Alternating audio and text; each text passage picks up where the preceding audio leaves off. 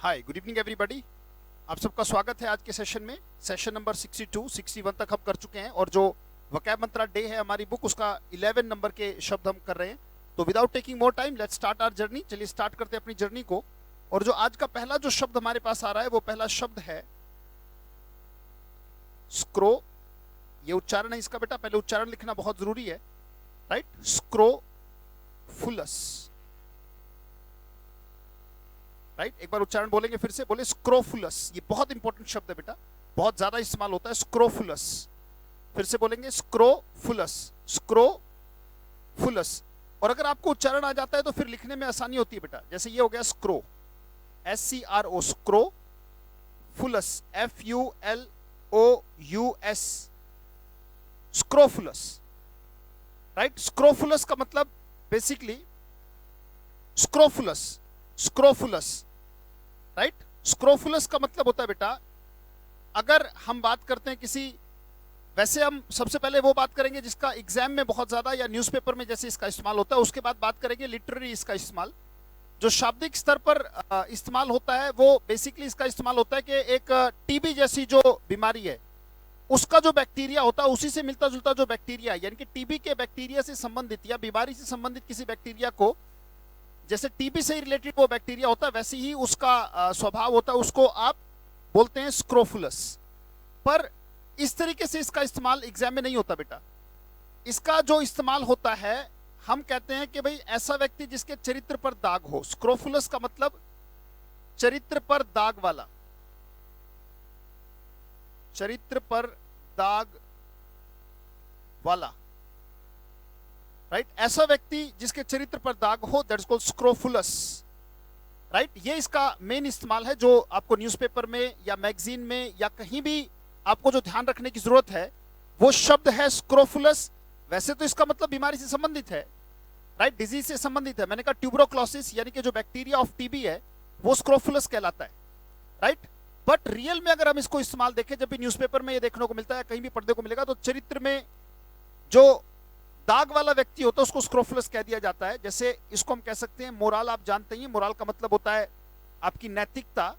तो Morli tainted, tent का मतलब क्या होता है? दाग लगा देना। तो मोरली टेंटेड का मतलब नैतिकता पर दाग लगा हुआ हो जिसके, वो स्क्रोफुलस कहलाता है। मोरली टेंटेड यानी कि एक तरीके से कैरेक्टरलेस, चरित्रहीन व्यक्ति, तो मोरली टेंटेड। या फिर हम कह सकते हैं मोरली कंटेमिनेटेड। मोरल आप जानते ही हैं, moral education, right. Morally contaminated, CON, contaminated, morally contaminated. Contaminated का मतलब हो गया जिसने कंटेमिनेशन मतलब मिलावट, उसमें मिलावट हो चुकी है, नैतिक तौर पर मिलावट वाली बात है। मोरली टेंटेड, टेंट का मतलब होता है दाग वाला। अगर आपको नहीं समझ में आया तो मैं हिंदी में लिख देता हूं। टेंट का मतलब दाग लगाना होता है, तो मोरली टेंटेड मतलब जिसमें दाग लगा हुआ है। और कंटेमिनेट का मतलब होता है मिलावट। तो मोरली जो मिलावटी कोई चीज है, यानी कि उसमें मिलावट हो चुकी है, यानी कि मोरल उसका जो है, जो उसकी नैतिकता है वो दूषित हो चुकी है, उसको हम कहते हैं मोरली टेंटेड या मोरली कंटेमिनेटेड, राइट। या सिंपल अगर हम कहना चाहे तो इसके लिए हम एक सिंपल सा शब्द, कई बार ये शब्द मिलेगा आपको इस शब्द के लिए, और ये तो इतना कॉमन शब्द है, ये तो इतना कॉमन शब्द है कि भाई सभी जानते हैं, करप्ट। यानी कि करप्ट के लिए स्क्रोफुलस हम कह सकते हैं। बाकी और जो शब्द हैं जो एग्जाम से संबंधित जो है वो अधिकतर ये है बेटा, यही न्यूज़पेपर में जब इस्तेमाल हुआ है आज तक कभी तो मैंने इसको स्क्रोफुलस को हमेशा देखा है कि करप्ट और डिसऑनेस्ट या फिर नैतिक तरीके से जिस पर दाग लगा हुआ है, नैतिक से जिसमें मिलावट है, ये उसको शो करता है स्क्रोफुलस, चरित्र पर दाग वाला, राइट। उसको हम स्क्रोफुलस कहते हैं। जैसे हम स्टेटमेंट कह सकते हैं द 2G स्कैम, जो 2G घोटाला है, the 2G scam, 2G scam जब पर्दा उठा उससे, द 2G स्कैम एक्सपोज्ड। और एक्सपोज आप जानते हैं क्या? एक्सपोज का मतलब होता है पर्दा उठा देना, एक्सपोज का मतलब होता है प्रकाश में ला देना। द 2G स्कैम, जो 2G स्पेक्ट्रम घोटाला हुआ, the 2G scam exposed many scrofulous, right, many scrofulous leaders. Sentence को समझने की कोशिश करें। जो 2G घोटाला हुआ उसने बहुत सारे corrupt morally tainted, morally contaminated, जिनकी नैतिकता में मिलावट थी, ऐसे बहुत सारे लीडर्स को एक्सपोज किया। ऐसे बहुत सारे लीडर्स का नाम सामने आया और बहुत सारे नामी ग्रामी लीडर्स जो हैं वो जेल की हवा खा के आए। तो एक तो ये सेंस निकलती है इसकी क्या कि भाई हम इसको कह सकते हैं, स्क्रोफुलस को हम कह सकते हैं करप्ट जो इंसान होता है, जो चरित्रहीन इंसान है, या फिर इसको हम कह सकते हैं कि related to TB, related to TB. TB का मतलब ट्यूबरोक्लोसिस, राइट, ऐसी कोई बीमारी रिलेटेड टू टीबी, ऐसी कोई बीमारी जो टीबी से संबंधित है, या टीबी का इन्फेक्शन वगैरह जो है, डिजीज या illness, right, ill due to the bacteria, ill due to scrofulous bacteria, right, ill due to scrofulous bacteria। तो scrofulous bacteria से संबंधित, राइट, आप इसे कह सकते हैं जो scrofulous bacteria है उससे संबंधित अगर कोई बीमारी होती है तो ये कहा जाता है। ये लेस प्रिवेलेंट है। आपको जो ध्यान रखना है स्क्रोफुलस के लिए, अगर मैं कहता हूं कि दैट लीडर इज स्क्रोफुलस, इसका मतलब ये निकलेगा बेटा कि वो जो नेता है वो कैसा है, वो मोरली टेंटेड है, वो मोरली करप्ट है, यानी कि उसका जो चरित्र है वो बिल्कुल भी सही नहीं है, उसका जो चरित्र है वो टैक्ट में नहीं है, वो बिल्कुल भी सिस्टमैटिक नहीं है। तो मोरली टेंटेड हम इसे कह सकते हैं। सेंटेंस दोबारा पढ़ेंगे। The 2G scam exposed, 2G scam ने पर्दा उठा दिया, एक्सपोज्ड यानी कि उन्हें सामने ला दिया, many scrofulous, morally tainted, morally contaminated and corrupt leaders. तो पहला शब्द हमने किया स्क्रोफुलस। दूसरे वर्ड की तरफ चलते हैं। Let's move towards the second word. तो पहला शब्द है हमारा स्क्रोफुलस, राइट, और शब्द बेटा एक एक शब्द को नोट बहुत जल्दी कीजिएगा, बहुत अच्छे से कीजिएगा। अगला जो शब्द हमारे पास आ रहा है, एक होता है TIMBER और एक होता है TIMBRE। दो शब्द हैं, स्पेलिंग आपको एक जैसी लग सकती है पर आपको डिफरेंस भी साफ दिखाई देगा कि इसमें और इसमें क्या डिफरेंस है।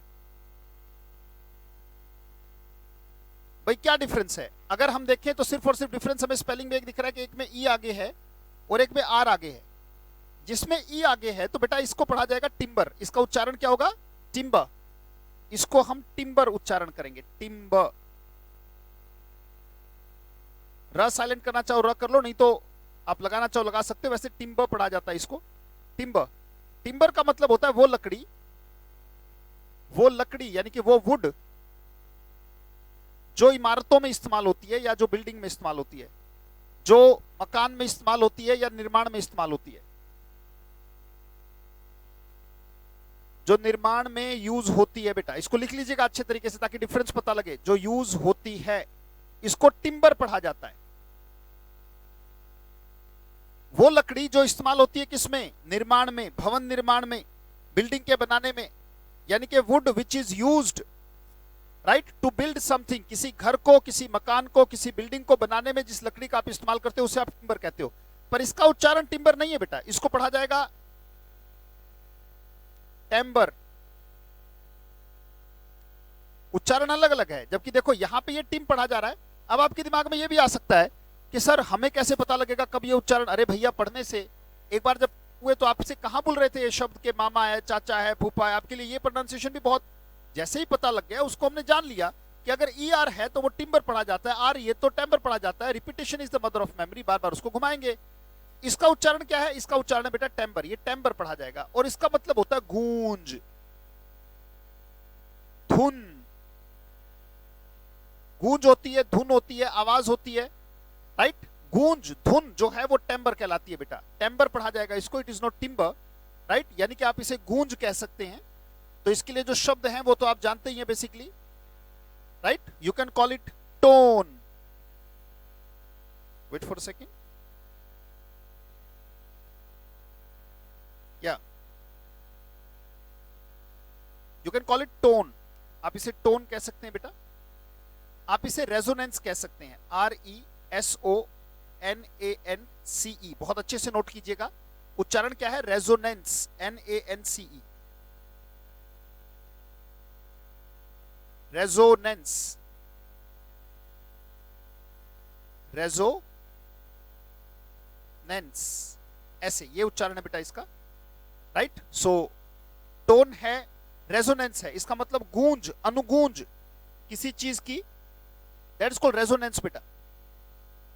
या फिर हम कह सकते हैं कोई चीज अगर जैसे वाइब्रेशन पे आप लगा देते हो तो उसे रिवर्बरेशन भी कहा जाता है, REVER, रिवर, BERATION, रेवर्बरेशन, रेवर्बरेशन, तोड़ लिया करो अगर शब्द बड़ा लगे, रेवर्बरेशन, रेवर्बरेशन का मतलब गूंज है, टोन है, रेजोनेंस है, रेवर्बरेशन है, राइट। हम स्टेटमेंट कह सकते हैं बेटा, हम स्टेटमेंट कह सकते हैं the timbre of the flute, flute क्या होती है, बांसुरी जो श्री कृष्ण बजाते हैं, that is called flute. The timbre of the flute यानी कि जो बांसुरी की धुन है, जो बांसुरी की गूंज है, जो बांसुरी की आवाज है, the timbre of the flute is deeper than, गहन है, गहरी है, बहुत मीठी है, बहुत अच्छा साउंड करती है, बड़ी गहन आवाज है। The timbre of the flute is deeper than that of the mouth organ. Mouth organ, जो माउथ ऑर्गन है बच्चे मुंह में लेके पी पी पी पी पी पी करते हैं, एक बांसुरी की आवाज है और एक माउथ ऑर्गन की आवाज है। तो वाक्य कह रहा है कि जो बांसुरी की आवाज है, बांसुरी में जिस लयबद्ध तरीके से सांस निकलती है वो लयबद्धता माउथ ऑर्गन में नहीं दिखाई देती, राइट। जिस तरीके से अलग अलग तरीके से उस सांस पर काम होता है फ्लूट में, कहते हैं वो ज्यादा गहन है, डीपर का मतलब गहन है। सो सेंटेंस का मतलब ये निकलता है कि माउथ ऑर्गन जो कि बच्चे बजाते हैं, पी पी पी की आवाज आती है, राइट, वो जो है वो माउथ ऑर्गन है बेटा। So the timbre of the flute is deeper than that of the mouth organ. जो माउथ ऑर्गन है उसके साउंड से ज्यादा गहरा साउंड फ्लूट का है, बांसुरी का है। ये स्टेटमेंट है बेटा, ये टिम्बर है और टेम्बर है। मैं उम्मीद करता हूं कि आपको अंतर पता लग गया होगा। और यहां से आगे चलते हैं। पहला शब्द हमने स्क्रोफुलस किया था बेटा, राइट, स्क्रोफुलस किया था। दूसरा शब्द जो हमने किया वो टेम्बर और टिम्बर में हमने अंतर जाना, राइट। अब जो अगला शब्द आ रहा है वो बहुत गजब का, बहुत गजब का, जो आपको जगा सकता है। उच्चारण इसको पढ़ा जाएगा, आप में से बहुत ने पढ़ भी लिया होगा, वेपिड, ये इसका उच्चारण है बेटा, ये इसका उच्चारण है, ये प्रोनाउंसिएशन है, लिख जरूर लीजिएगा। अगर पढ़ा जा रहा है तो भी लिख लीजिएगा, क्या दिक्कत है, मैंने लिख दिया तो आपको लिखने में क्या दिक्कत है, राइट। वेपिड का मतलब होता है कोई चीज अगर नीरस हो, जैसे होता क्या है, परफेक्शन का रास्ता बहुत नीरस होता है, बहुत नीरस, बहुत ज्यादा ऐसी कोई चीज जिसमें रस आता ही नहीं, बहुत ज्यादा बोर करने वाला, यानी कि उबाऊ, जो उबा दे, उबा दे, पका दे, उबाऊ, पकाऊ, यानी कि जो दिमाग को बिल्कुल पका दे। कहते भाई साहब पका दिया यार इसने, तो यही तो है शिक्षक, वही है जो पका दे। कह रहे यार उसके दिमाग, उसकी क्लास में बैठ के यार बिल्कुल पक जाते हैं, यानी कि बहुत अच्छा शिक्षक है। आपके दिमाग को तो एंटरटेनमेंट चाहिए था कि 4 चुटकुले सुनाए, फिर 4 बात पढ़ाए ना पढ़ाए मुद्दा नहीं है, 4 चुटकुले जरूर सुनाए। अरे भैया मजा ही नहीं आया, क्यों, क्योंकि उसने चुटकुला नहीं सुनाया। अरे यार ये तो बताओ, अगर शिक्षक भी आपके दोस्तों की स्तर की बातें करने लगे, जिस स्तर पर आपके और आपके दोस्त की बात हो रही है, क्या आपको लगता है ये वो स्तर है जो कहीं भी इंटरव्यू में, जीडी में या मल्टीनेशनल कंपनी के इंटरव्यू में या एचआर डिपार्टमेंट में आपको क्वालिफाई करा सकता है? आप अपने आप से सवाल कीजिएगा एक बार। अगर उसी स्तर की बात क्लास में भी चलने लगे, क्यों, कहते भी पका दिया यार, क्यों, क्योंकि भैया कोई ऐसी बात तो आई नहीं जो हमारे स्तर की थी, राइट। आपके स्तर की बात अगर हो तो भैया मिलियन में व्यूज आ जाएंगे, और अगर शिक्षक के स्तर की बात हुई तो भैया कुछ नहीं, गिनती के हजारों लाखों में से गिनती के कुछ 100 होंगे जो उसमें इंटरेस्टेड होंगे। भगवत गीता घर पड़ी पड़ी धूल खाती रहेगी, धूल खाती रहेगी, सब कहेंगे भगवत गीता बहुत अच्छी किताब है, अरे पढ़ी है कभी, वो धूल खा रही है, धूल हटाने का मौका है, हाथ से मैं हटाता हूं, धूप बत्ती अगरबत्ती करता हूं और हो जाता है काम। कहते क्यों नहीं पढ़ते, कहते सर बड़ी पकाऊ लगती है, बड़ी वेपिड लगती है, बड़ी नीरस लगती है। अरे पका दे जो चीज, वही तो परफेक्शन होती है। कच्ची कच्ची बातों में क्या रखा है बेटा। 100 में से 99 लोग जरा उनके स्तर की बातें सुन के देखे, उनके चुटकुले सुन के देखे, उनके बारे में आपको पता लग जाएगा। तो यही तो है, हमारी जनरेशन को एक दिक्कत है क्या, कि जो चीज पोषण है वो तो लगती है शोषण, और जो चीज शोषण है वो लगती है पोषण। ये बहुत बड़ी दिक्कत वाली बात है बेटा, राइट। तो अल्टीमेटली हमारी जनरेशन कहा जा रही है अ लिटिल मोर मजा, और वो लिटिल मोर मजा जो है वो बहुत बड़ी सजा के रूप में आपके सामने दिखाई देता है। तो कई बार क्या होता है दिमाग में, कई बार यार पका दिया यार, यानी कि कहते हैं लेक्चर वाज वैपिड। वैपिड का मतलब ये हुआ कि यार मजा नहीं आया, क्योंकि आपके मन को तो कहां मजा आता है ये तो आपको पता है, किस स्तर की बातों में मजा आता है ये भी आपको पता है। अब वो शिक्षक का अगर स्तर हो जाए, भाई भगवत गीता का, कुरान का, इन सारी चीजों का जो स्तर है वो एक शिक्षक वाला है, गुरु ग्रंथ साहिब का, राइट, बाइबल का, इनका जो स्तर है वो शिक्षक वाला है। पढ़ेंगे नहीं, बस बातें करेंगे, बस पढ़ेंगे नहीं। हाँ, श्रुतमयी प्रज्ञा, भावनामयी प्रज्ञा पर कुछ नहीं है भाई, वाणी विलास कर लिया, बुद्धि विलास कर लिया, बहस कर ली, बस इतने पे ही बात हो गया, खत्म, बस दैट्स ऑल, राइट। हाँ, एग्जाम्पल वहां से हम लेते रहेंगे, वो सारी चीजें, ये बहुत अच्छी चीज है, अरे भैया पढ़ो भी कभी उठाकर हाथ में। कहते नहीं सर बड़ी वैपिड लगती है। वैपिड का मतलब हो गया निरस है, उबाऊ है, पकाऊ है, जो चीज पका दे तो वैपिड, बहुत ज्यादा थकाऊ पकाऊ। अच्छा, ये इससे पिछले वाली क्लास में भी हमने एक शब्द किया था, वही शब्द पहले लिख देता हूं, शायद आपको याद आए, PEDES, पेडेस। इसके आगे बताओ क्या था? कहते सर इसके आगे ट्रियन लगेगा, वर्ड बन जाएगा पेडेस्ट्रियन, TRIAN। बोलो कितने बच्चों को याद आया? एकदम से बताएंगे सर मुझे याद आया, बिल्कुल सही। पेडेस्ट्रियन के जितने भी शब्द किए थे वो सारे के सारे यहाँ पे आ सकते हैं, क्योंकि पेडेस्ट्रियन अगर व्यक्ति के लिए हम इस्तेमाल करते हैं तो उसका मतलब होता है पैदल चलने वाला, और अगर हम किसी चीज के लिए इस्तेमाल करते हैं, अगर किसी चीज के लिए हम इस्तेमाल करते हैं तो वो नीरस होती है, डल होती है, बोरिंग होती है। तो ऐसी कोई चीज जो टीडियस हो, एक बड़ा प्यारा शब्द आता है टीडियस। टीडियस का मतलब क्या है? थकाऊ पकाऊ, बोरिंग, थका दे पका दे, टीडीएस पढ़ा जाएगा बेटा इसको, TDS। मैं आपके लिए उच्चारण लिख रहा हूं, आप अपने लिए तो कम से कम लिख ही सकते हो। अगर कमजोरी है तो कमजोरी कमजोरी चिल्लाओ मत बेटा, उस कमजोरी को दूर करने के लिए प्रयत्न करो, राइट। या फिर ऐसा कह दिया जाता है यार बिल्कुल मजा नहीं आता, भाई टायर में हवा हो तो दम है, बट अगर हम कहें फ्लैट टायर, अगर मैं ये कहता हूं the movie was flat tyre, the movie was flat tyre का मतलब क्या है? अरे भैया बोझ हो गई थी यार। अगर बाइक पर मान लो बाइक में हवा है तो उड़ती चली जाती है भाई साहब 60-70 की स्पीड पे, एकदम से जबरदस्त तरीके से चलती है। पर अगर टायर फ्लैट हो गया मतलब पंक्चर हो गया, अब बताओ वो बाइक कैसी लग रही है? क्या आपको वो बाइक जरा सी भी इंटरेस्ट कर रही है? कहते नहीं सर कहाँ इंटरेस्ट कर रही है, we have to pull it along, sir हमें तो धक्के मारने पड़ते हैं सर, और बहुत बुरा हाल हो जाता है। इसका मतलब ये निकला कि फ्लैट टायर का मतलब निरस, थकाऊ पकाऊ, बोरिंग हो जाता है बेटा। अगर मैं कहूं the class was flat tyre, इसका मतलब ये निकलेगा कि जो क्लास थी वो बहुत डल, बहुत बोरिंग, बहुत घटिया थी। We can call it tasteless. जब हम कहते हैं नीरस, टेस्टलेस, नीरस का मतलब यही है जब रस नहीं है तो इसका मतलब टेस्ट कैसे होगा? एक शब्द जो एग्जाम में बहुत बार आ चुका है, इंसिपिड। इंसिपिड, बनाल, घिसा पिटा, पुराना, डल, बोरिंग, राइट। इंसिपिड है, बनाल है, लिखिए शाबाश। टेस्टलेस अगर कोई चीज है, right, something which is tasteless, जो बिल्कुल जरा से भी स्वाद वाली नहीं है। स्वाद को एक और शब्द से कहा जाता है बेटा, सेवर, SAVOUR। इसका मतलब क्या होता है?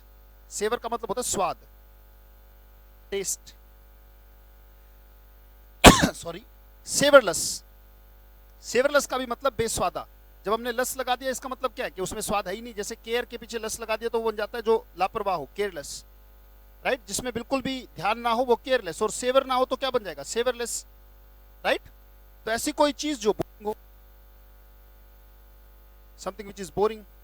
अच्छा, इसके उल्टे क्या हो सकते हैं? वही जो पेडेस्ट्रियन में लिखे थे हमने, इसका मतलब क्या हो सकता है? इंटरेस्टिंग। ऐसी कोई चीज जो इंटरेस्टिंग हो, जो कैप्टिवेटिंग हो, ये शब्द आपको याद आएंगे क्योंकि जो अभी ये हमारी 62 चल रही है, 61 नंबर में ही हमने किए थे वो शायद। जो कैप्टिवेटिंग हो, जो एंथ्रोलिंग हो, जो बहुत ज्यादा इंजॉय दे, जो बहुत ज्यादा इंजॉयमेंट दे, जो बहुत ज्यादा आनंद दे, that is called interesting, captivating, enthralling. Trawling,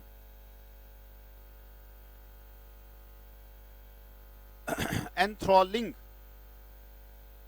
जो एंथ्रोल करे, कैप्टिवेट करे, इंटरेस्ट करे। Interesting, captivating, enthralling, right.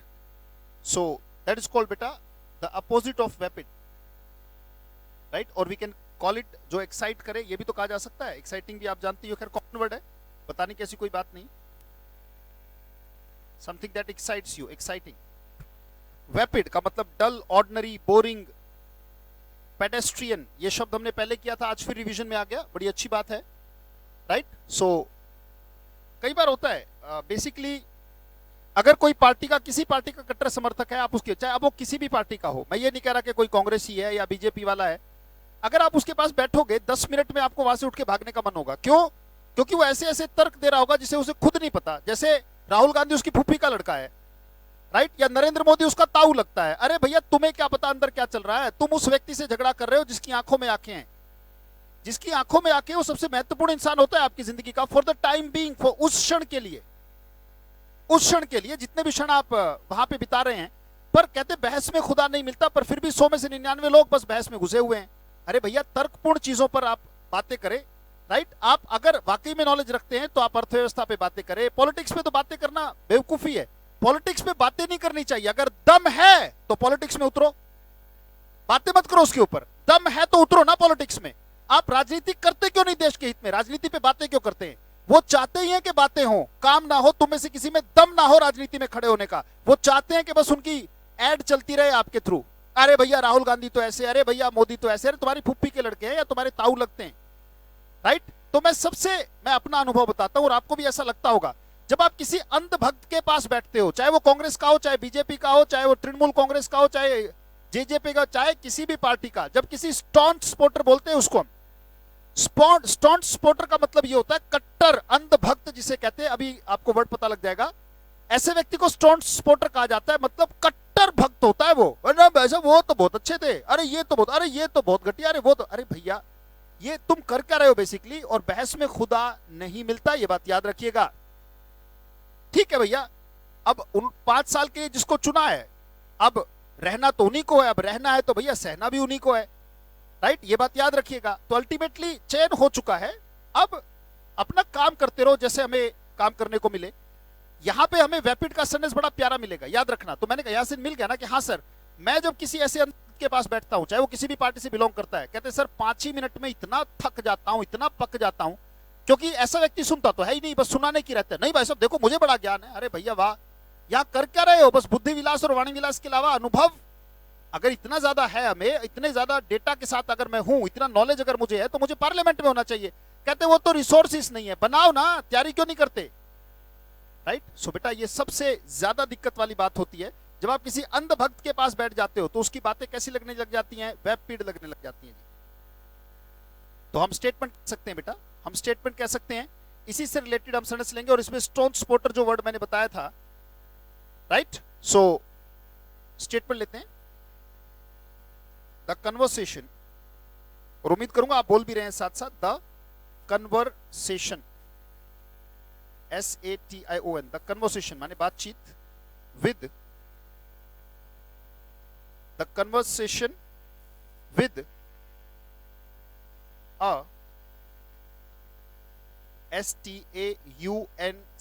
Staunch का मतलब होता है कट्टर और सपोर्टर का मतलब होता है समर्थक, SUPPORTER। The conversation with a staunch supporter of any party. जब मैंने कहा एनी पार्टी, इसका मतलब ना काहू से दोस्ती ना काहू से बैर, राइट। अपना घर चलाने से मतलब, अपने जीवन से मतलब, और बातें नहीं करेंगे तो फिर राजनीति ही करेंगे। बातें क्या करनी है इसके ऊपर? करेंगे तो फिर दौड़ विधानसभा और राज्यसभा या फिर आपकी विधानसभा की तरफ होनी चाहिए, नजर वहां होनी चाहिए।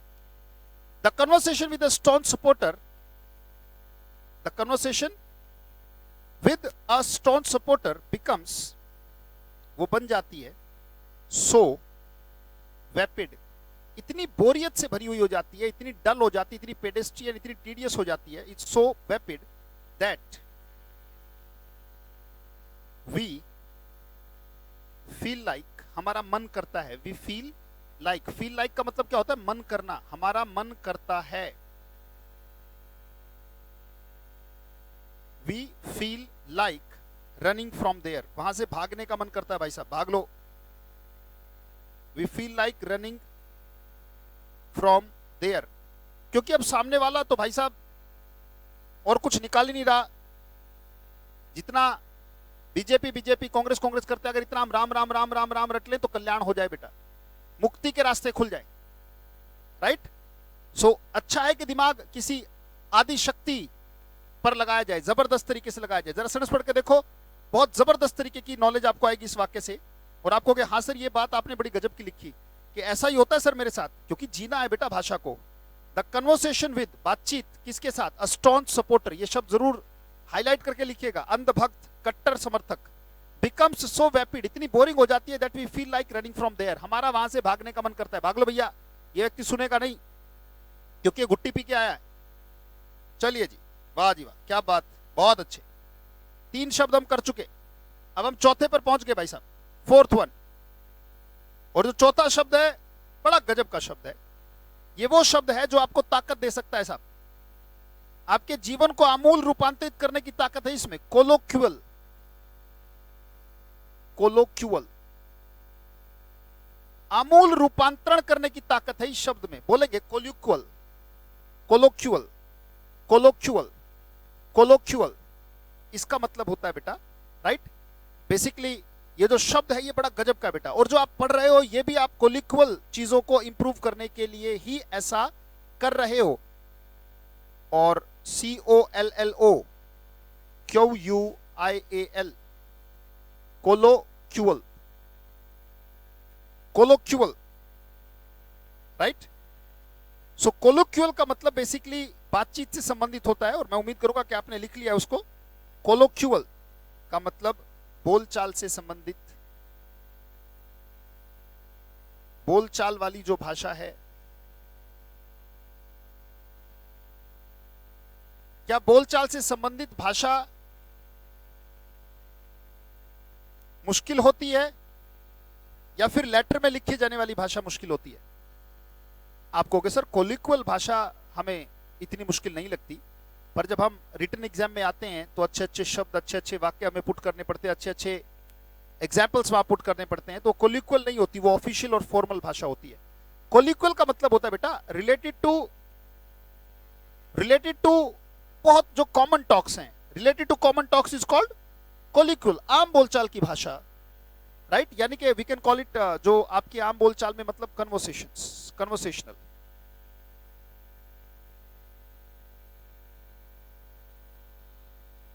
कन्वर्सेशनल,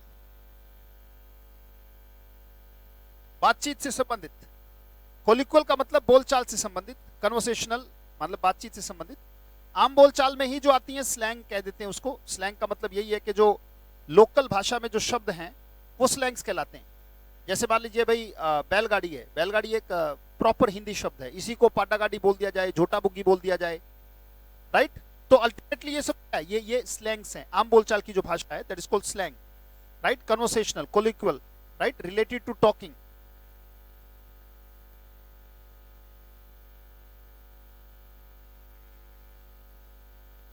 रिलेटेड टू टॉकिंग, बातचीत से संबंधित, कन्वर्सेशन से संबंधित, राइट।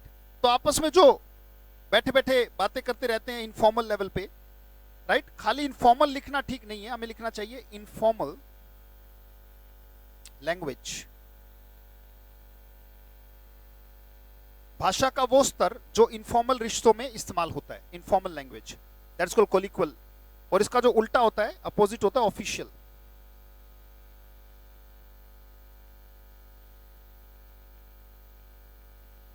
फॉर्मल, राइट, पूरा ध्यान रखा जाएगा उसमें कि भाई एक एक चीज का, that is called colloquial. So colloquial, conversational, slang, related to talking, informal language. जैसे अगर बातचीत, आम बातचीत की भाषा, जैसे दो गांव वाले बैठ के बात कर रहे हैं, राइट, आम बोलचाल की भाषा में इस्तेमाल करें तो कोलिक्वल भाषा का ही तो इस्तेमाल कर रहे हैं। जैसे हम स्टेटमेंट कह सकते हैं, बोले मैनी, मैनी कोलिक्वल, आम बोलचाल की भाषा के मैनी कोलिक्वल वर्ड्स, बहुत सारे ऐसे शब्द हैं जो आम बोलचाल की भाषा में तो इस्तेमाल हो जाते हैं। Many colloquial words are TABOO, taboo. Taboo का मतलब होता है बेटा जिसकी घोर मनाही हो, घोर मनाही हो किसी चीज की, कि भाई साहब करना मत इस चीज को। जैसे स्मोकिंग इज टैबू, टैबू का मतलब ऐसी कोई चीज जो करने से बहुत ज्यादा बड़े लेवल पर मना किया गया है, that's called taboo, taboo. Many conversational words are taboo while writing, while writing formal letters या official letters, ऑफिशियल लेटर लिखते हुए बहुत सारे आम बोलचाल की भाषा है। जैसे मैं अभी बात कर रहा था कि आपके और आपके दोस्त के बीच में जैसी बातचीत हो रही है, क्या आप अगर कमिश्नर को लिख रहे हैं, क्या उसी भाषा के शब्दों का इस्तेमाल आप कर सकते हो? आप कहोगे नहीं सर, वो शब्द मैं इस्तेमाल नहीं कर पाऊंगा। तो वहां पे जो शब्द होंगे वो कैसे हैं, उनकी घोर मनाही होगी। तो वहां पर एक पर्टिकुलर टैक्ट होता है, एक पर्टिकुलर तरीका है उसको लिखने का, राइट। अगर आपको फॉर्मल लेटर लिखने में कोई दिक्कत आती है किसी भी प्रकार की एसे राइटिंग या लेटर राइटिंग में, तो आपके चैनल पर ही आपको एक वीडियो मिलेगी 3-4 घंटे की, बिना अटके विचारों को व्यक्त करने की कला। बिना अटके विचारों को व्यक्त करने की कला। आप वो 3-4 घंटे की वीडियो देखेंगे तो आपको ऐसे और लेटर की राइटिंग में कभी कोई दिक्कत नहीं आएगी। बहुत गजब तरीके से एक्सप्लेन किया गया है। सेंटेंस को पढ़ के देखो, many colloquial words are taboo while writing formal letters. Formal letter लिखते हुए बहुत सारे जो कोलिक्वल आम बोलचाल की भाषा के शब्द हैं वो टैबू होते हैं, घोर मनाही होते हैं, यू कांट यूज इट। जैसे स्मोकिंग इज टैबू। अगर मान लीजिए मैंने इंग्लिश को कंपलसरी कर दिया तो मैंने कहा Hindi is taboo in the classroom, भाई हिंदी आप इस्तेमाल नहीं करेंगे, अगर ऐसा कुछ कहा। या फिर कहीं हिंदी इस्तेमाल करनी है तो इंग्लिश इज टैबू, कोई भी चीज, राइट। अगर घोर मनाही है किसी चीज की, उसको हम टैबू कहते हैं बेटा। अगला शब्द 4 हम कर चुके हैं। अगले शब्द के सबसे पहले उच्चारण पर 2-4 बार बोलेंगे मेरे साथ उसको। ये उच्चारण है इसका, क्या उच्चारण है? कॉटरी। क्या पढ़ा जाएगा? कॉटरी। कॉटरी, फिर से बोलेंगे, कोटरी।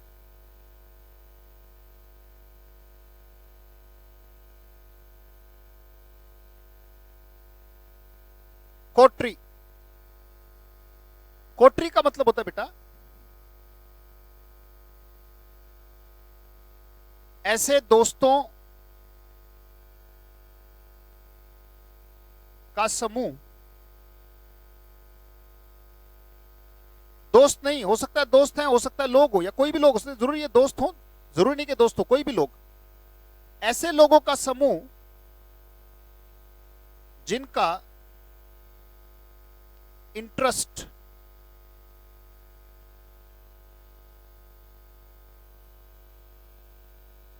या जिनकी पसंद नापसंद एक जैसी हो।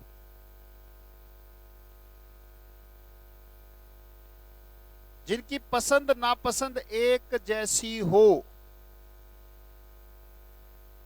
और खास बात यह होती है बेटा, खास बात यह भी होती है कि वो दूसरे ग्रुप के व्यक्ति को पसंद भी नहीं करते और अलाउ भी नहीं करते। वो अपने ग्रुप में किसी दूसरे ग्रुप के व्यक्ति को अलाउ भी नहीं करते और पसंद भी नहीं करते। वो ये नहीं कहते कि भैया तुम आ जाओ हमारे ग्रुप में, right. So they do not allow, वो अलाउ नहीं करते। सो कोटरी का मतलब है ऐसे दोस्तों या ऐसे लोगों का समूह जिनकी पसंद नापसंद एक जैसी हो। And they do not allow the outsiders. वो आउटसाइडर्स को अलाउ भी नहीं करते कि भाई दूसरा व्यक्ति आके उनके ग्रुप में शामिल हो सके। They do not allow. तो कोटरी पढ़ा जाता है, राइट। इसके लिए एक बड़ा इंपॉर्टेंट शब्द एग्जाम में आपको मिलेगा, क्लीक। CLIQUE। उच्चारण क्या पढ़ा जाएगा? क्लीक। इसको थोड़ा लंबा खींचिएगा नहीं तो क्लिक बन जाएगा। वो छोटे की मात्रा नहीं है, क्लीक है ये। क्लिक का भी मतलब a group of people with same liking, same पसंद नापसंद से बने हुए जो लोग हैं, इसीलिए इसको कम्युनिटी और सोसाइटी भी कहा जाता है। भाई समाज का मतलब यही है ना, भाई हमारी सोसाइटी के लोग। हमारी सोसाइटी का मतलब ये है कि इसमें जो लोग रहते हैं वो सारे के सारे एक जैसी पसंद नापसंद वाले हैं। सभ्य समाज। तो सारे के सारे कैसे हैं? एक बात सोचो ना, जब हम कहते हैं सभ्य समाज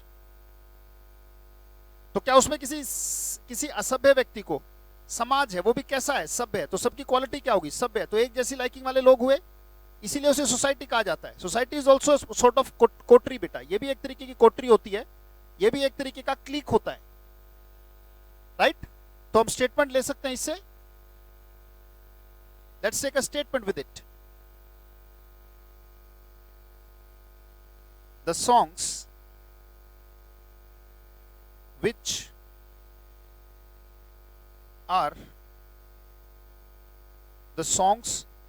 which are very famous, the songs which are very famous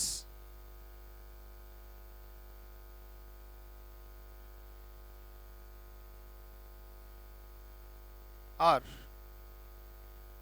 usually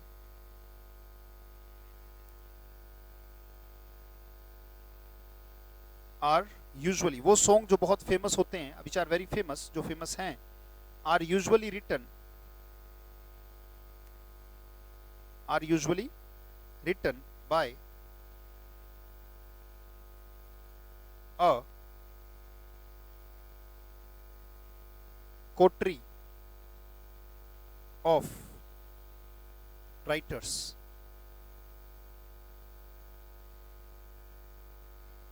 कोट्री of writers का मतलब क्या है? यानी कि वो सॉन्ग्स जो बहुत ज्यादा फेमस होते हैं, अक्सर उनको लिखा जाता है एक दूसरे के सलाह मशवरे से, भाई यहाँ पे अगर कोई चीज नहीं जुड़ रही होती तो एक दूसरे की मदद करते हैं, या फिर ऐसे ग्रुप बन जाते हैं जो कि सेम तरीके से सोचते हैं और उसी विचारधारा के आधार पर सारी चीजें चलती हैं, राइट? तो 5 शब्द हमने किए। The songs which are famous are usually, वो सॉन्ग्स जो बहुत फेमस होते हैं या फेमस हैं, are usually written by a coterie of writers, यानी कि बहुत सारे राइटर्स मिलकर भी बहुत सारे सॉन्ग्स को लिखते हैं कि एक स्टैंजा किसी ने लिख दिया, दूसरा किसी ने लिख दिया, इस तरीके की चीजों को जुगलबंदी चलती है। इसी को जुगलबंदी कहते हैं। कहते हैं मेरी और उनकी जुगलबंदी बड़ी अच्छी है, तो जुगलबंदी का मतलब ये हो गया ना कि उन्होंने एक कोटरी बना लिया, राइट? इसी को जुगलबंदी कहते हैं। So coterie. Well, ready for the test? मेरे हिसाब से आपने नोट कर लिया होगा। Now let's start. जब तक मैं टेस्ट आपका तैयार करूं तब तक आप रिवाइज कर लीजिएगा। ये फर्स्ट, ये सेकंड, ये थर्ड, ये फोर्थ और ये फिफ्थ। पहले के सामने मैंने लिख दिया ए, दूसरे के सामने लिख दिया बी, तीसरे के सामने लिख दिया सी, चौथे के सामने लिख दिया डी और पांचवें के सामने लिख दिया ई, राइट? सो रिवाइज करते रहिएगा बेटा, so that you perform well. और मैं उम्मीद करूंगा पांचों के पांचों आप अच्छे से मैच कर पाएं, राइट? पांचों के पांचों अच्छे तरीके से मैच कर पाएं। जैसे मान लीजिए मैंने यहां पे लिख दिया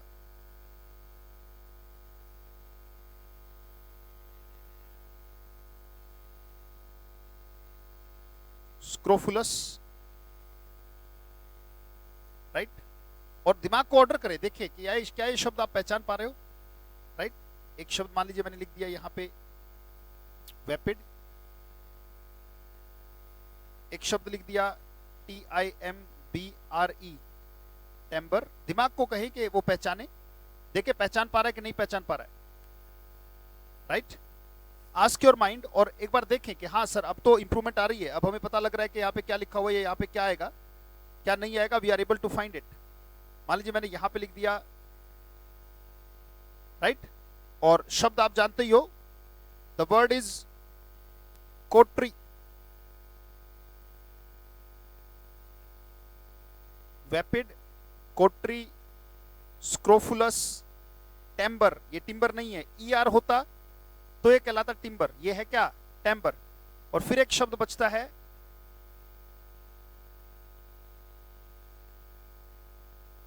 कोलोक्वियल। अब एक बार देखें कि शब्द पहचान पा रहे कि नहीं पहचान पा रहे, मैच करके देखेंगे। मान लीजिए मैं यहां पे लिख देता हूं इंसिपिड, दिमाग को ऑर्डर करें, पहचानने की कोशिश करें। मान लीजिए मैं लिख देता हूं यहां पे करप्ट, यहां पे मैंने लिख दिया रेवरबरेशन,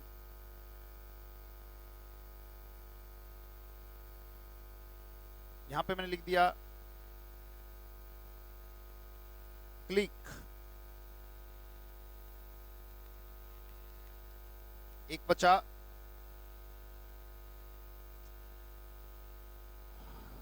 दैट इज ओके। यहां पे मैंने लिख दिया मान लीजिए कन्वर्सेशनल,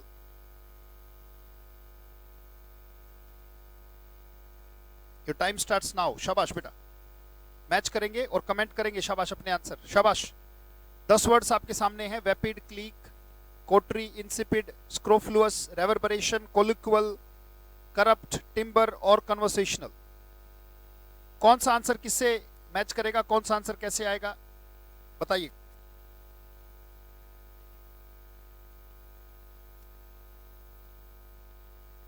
सो पहला वेपिड आपके हिसाब से क्या होना चाहिए? सर वेपिड का तो मतलब टेस्टलेस होता है, बोरिंग होता है, डल होता है, ऐसा जो निरस हो, तो इंसिपिड का भी मतलब वही है। तो पहले का आंसर बी, आंसर की हमारी तैयार होती है बी। कोटरी, कोटरी दिमाग में आएगा सर ये तो एक छोटा सा ग्रुप होता है जिसमें सेम लाइकिंग होती है और बाहर वाले लोगों को भी अलाउ नहीं करते। तो क्लिक, सोसाइटी एक तरीके से। तो कोटरी यानी कि पहले का आंसर बी था, तो दूसरे का आंसर है ए, यानी कि हमारी आंसर की बन रही है बी ए। स्क्रोफुलस, सर स्क्रोफुलस का मतलब होता है करप्ट, या ट्यूबरोक्लोसिस संबंधित, ऐसा तो कुछ नहीं, पर यहाँ पे ट्यूबरोक्लोसिस या टीबी के बैक्टीरिया या बीमारी की तो बात नहीं हो रही, तो इसका मतलब स्क्रोफुलस फिर होगा क्या, करप्ट। तो फिर आंसर क्या होगा, डी। कोलिक्वल का मतलब आम बातचीत से संबंधित, तो बातचीत का मतलब कन्वर्सेशन भी तो होता है, तो कन्वर्सेशनल, BADE, ये हमारी आंसर की बन रही है। और एक बना टेम्बर, टेम्बर के लिए सर कहते हैं रेवर्बरेशन होगा आंसर, तो आंसर हो जाएगा सी। और उम्मीद करता हूं कि आपको सेशंस अच्छे लग रहे होंगे, और अच्छे लगे ना लगे बेटा, आपको वो नहीं करना चाहिए जो आपको अच्छा लगे, आपको वो करना चाहिए जो सही लगे, राइट। अच्छा तो मन की मतें ना चालिए, मन की मतें अनेक, चीजें बहुत बार निरस लग सकती हैं, हो सकता है कि जो चीज मुझे पका रही हो वही मुझे पका सकती हो, और पकी हुई चीज की वैल्यू है, कच्ची चीज की वैल्यू नहीं है, ये बात याद रखिएगा। मार्केट में स्वीटनेस तभी आती है बेटा जब आप पक चुके हो, मिठास आपके अंदर तभी आती है, नहीं तो कड़वाहट होती है कच्चे के अंदर। तो इसी उम्मीद के साथ कि आप फोकस्ड रहेंगे, क्रिएटिव रहेंगे, खुश रहेंगे, और लगातार अपने प्रारब्ध में, अपने कर्मों में कोई कमी नहीं करेंगे, इसी उम्मीद के साथ बहुत बहुत धन्यवाद। Thank you, thanks a lot, good night all of you, take care, फिर मिलेंगे, फिर मुलाकात होगी। Thank you, thanks a lot, good night.